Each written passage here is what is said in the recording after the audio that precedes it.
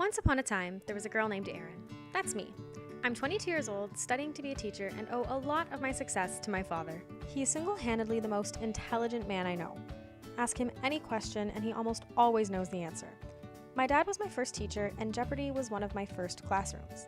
He would watch it every night, and I would read along with the clues, trying my hardest to answer before him just once. But as you can see, my dad never really skips a beat. What is The Exorcist? What is The Hustler? What is The Producers? What is The Cactus? Who's Gorbachev? What is The Philippines? Who's Condoleezza Rice? What is Justice? What is Feedback? What is A Hard Day's Night? Who's Tom Petty? What is Led Zeppelin? What is Embedded? Thanks to my dad, I've always felt like I needed to do my best and to be my best. Because he's so smart, I've always looked up to him and wanted to be just like him. This meant I was always pushing myself to try harder growing up and loved it when he did too. I was always looking for new books full of fun facts so I could impress my dad with what I've learned. When I was younger, my father would read to my brother and I every night like clockwork before we went to bed. It started simply enough with children's books like Clifford or Franklin, but soon we were into reading the Harry Potter series. He knew who had been cast for certain roles in the, at the time, unreleased movie, so would always do his best voice attempts of each actor. He's a very dramatic man, as you can see here.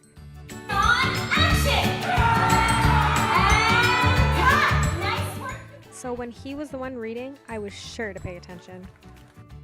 He used modeled and shared reading at this stage, with him doing most of the reading, but asking lots of questions as he went. But this quickly changed into guided reading. Soon enough, I was the one doing all the reading, with my dad simply being there for support as someone for me to read aloud to. Now, my dad didn't just read to us. No, that wasn't good enough for him. He wanted us to really think about what we were reading.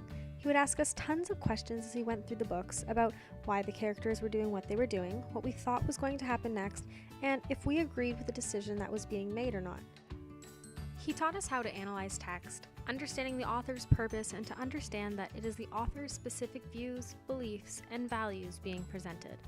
This concept connects to our present class through Freebody and Luke's 4-resource model in the text analysis stage.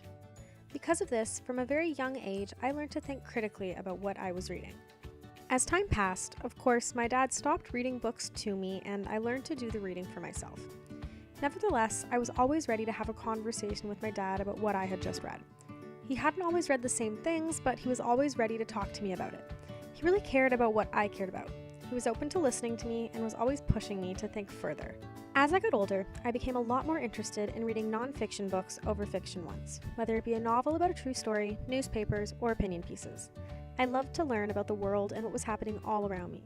My dad always encouraged me to expand my horizons and to learn about things I didn't already know. He also knew that what I was reading might show a subjective truth and that there's always more to any one story. When I would get home from school, my dad would always ask me what I thought about something happening in the news. It meant I would always be reading and searching through articles so that I would be prepared to talk with him about what he was asking. Because of my dad's support in my learning process and his continuous desire to push me to better myself, I have developed into a critically literate adult. I believe that there's always another side to something and that there's always more than meets the eyes. Because of my dad, I have a hunger for learning and for looking deeper into anything I read. This has made me a more socially aware person with a strong caring for so many issues in the world. It's crazy to think this all started with my dad reading to me as a child. Who would have thought that Harry Potter could start a revolution inside me? Just like my dad was for me, I hope to be a pillar of support and a bank of knowledge for students in my future classroom. Throughout this course, we have learned just how important it is to encourage our students to succeed and the impact that our involvement in their reading can have on their future success. I plan to use modeled reading strategies to start my students' interest in reading and quickly move through the stages until students are able to complete independent reading. I hope to be able to take my dad's determination for both teaching and learning and to impart this on my students. His desire to always learn more and know more was greatly impacted by the books he read. In my classroom, I will ensure I am using strong mentor texts and that the books I have around the class come from a variety of sources and cover a wide range of topics. I plan to ask critically stimulating questions in all of our literature conversations and to always push them to probe more deeply into what they're learning. As we have learned, it is important to not just ask simple yes or no questions, but to encourage students to think deeply about what they are reading. Using a book like Harry Potter, I could ask a question about why a student believes there are 4 houses at Hogwarts and if this would help or hinder students' learning and development. By doing this, I can help to shape my students into critically literate, determined learners who have a passion to always continue to educate themselves, just like my father did for me.